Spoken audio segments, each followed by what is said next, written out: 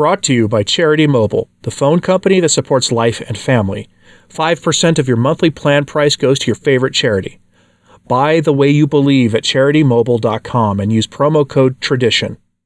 We are so used to the concept of reform and hearing the word reform and its variations in the life of the church that it's almost a boring thing. Oh goody, more change. It never ends. We have to change this. We have to change that. We now hear high-functioning, high-level Vatican Curia members talking about needing to develop a synodal church and using language to describe a new church coming into being. There are hymns about this at the typical Sunday parish during Mass. Sing a new church, they say. What do we need a new church for? Christ established the church on the rock of Peter. We don't need a new church. Thank you very much. The modernist is obsessed with reform. Reform, reform, reform. Permanent change. When Vatican II was opened, the term permanent aggiornamento was thrown around, sort of a season of permanent change, of permanent, ongoing, never-ending reform. With all that in mind, since our entire lifetimes have been nothing but endless change and reform in the Church, it behooves us to return to St. Pius X, who gives us this lesson on the modernist as a reformer, and what it means when we say that modernism is a synthesis of all heresies. The modernist as reformer. It remains for us now to say a few words about the modernist as reformer. From all that has preceded, some idea may be gained of the reforming mania which possesses them. In all Catholicism, there's absolutely nothing on which it does not fasten. Reform of philosophy, especially in the seminaries. The scholastic philosophy is to be relegated to the history of philosophy among obsolete systems, and the young men are to be taught modern philosophy, which alone is true and suited to the times in which we live. Reform of theology. Rational theology is to have modern philosophy for its foundation, and positive theology is to be founded on the history of dogma. As for the history, it must be for the future written and taught only according to their modern methods and principles. Dogmas and their evolution are to be harmonized with science and history. In the Catechism, no dogmas are to be inserted except those that have been duly reformed and are within the capacity of the people. Regarding worship, the number of external devotions is to be reduced, or at least steps must be taken to prevent their further increase, though indeed some of the admirers of symbolism are disposed to be more indulgent on this head.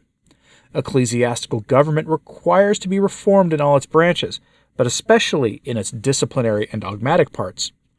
In its spirit with public conscience, which is not wholly for democracy. A share in ecclesiastical government should therefore be given to the lower ranks of the clergy, and even for the laity, and authority should be decentralized. The Roman congregations, and especially the Index and the Holy Office, are to be reformed. The ecclesiastical authority must change its line of conduct in the social and political world, while keeping outside political and social organization. It must adapt itself to those which exist in order to penetrate them with its spirit. With regard to morals, they adopt the principle of the Americanists, that the active virtues are more important than the passive, both in the estimation in which they must be held and in the exercise of them. The clergy are asked to return to their ancient lowliness and poverty, and in their ideas and action to be guided by the principles of modernism. And there are some who, echoing the teaching of their Protestant masters, would like the suppression of ecclesiastical celibacy. What is there left in the Church which is not to be reformed according to their principles? Modernism and all the heresies.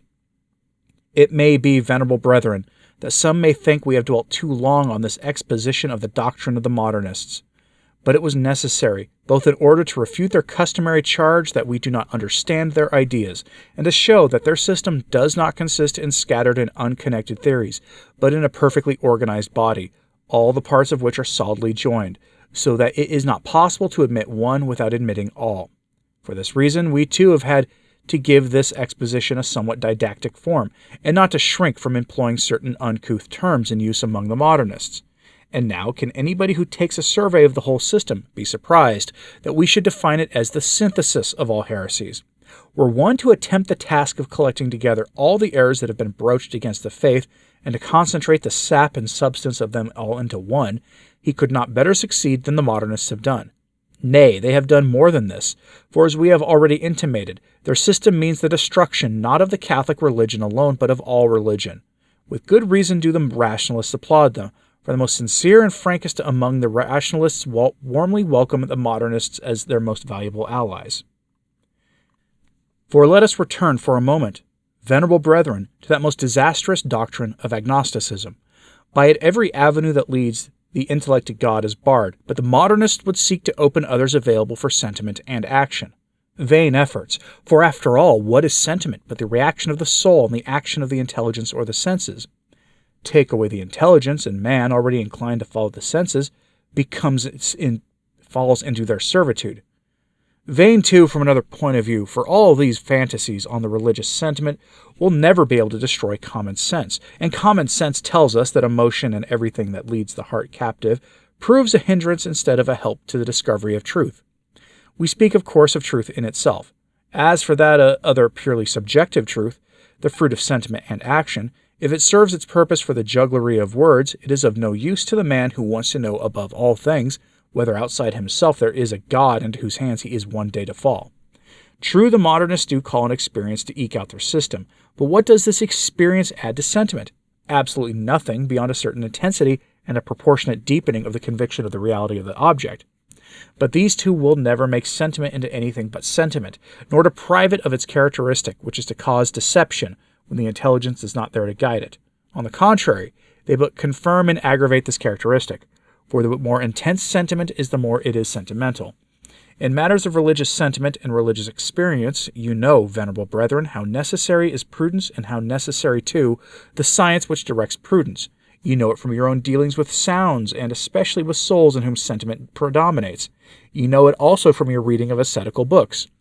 Books for which the modernists have little esteem, but which testify to a science and a solidity very different from theirs, and to a refinement and subtlety of observation of which the modernists give no evidence. Is it not really folly, or at least sovereign imprudence, to trust oneself without control to modernist experiences? Let us for a moment put the question. If experience is of so much value in their eyes, why do they not attach equal weight to the experience that thousands upon thousands of Catholics have that the modernists are on the wrong road? It is perchance that all experiences except those felt by the modernists are false and deceptive. The vast majority of mankind holds and always will hold firmly that sentiment and experience alone, when not enlightened and guided by reason, do not lead to the knowledge of God. What remains then but the annihilation of all religion? Atheism? Certainly it is not the doctrine of symbolism.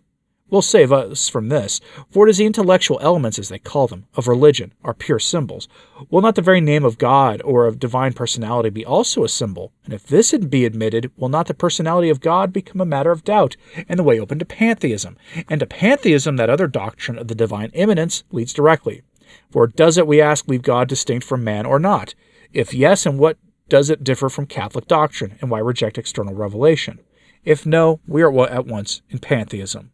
Now, the doctrine of immanence in the modernist acceptation holds and professes that every phenomenon of conscience proceeds from man as man.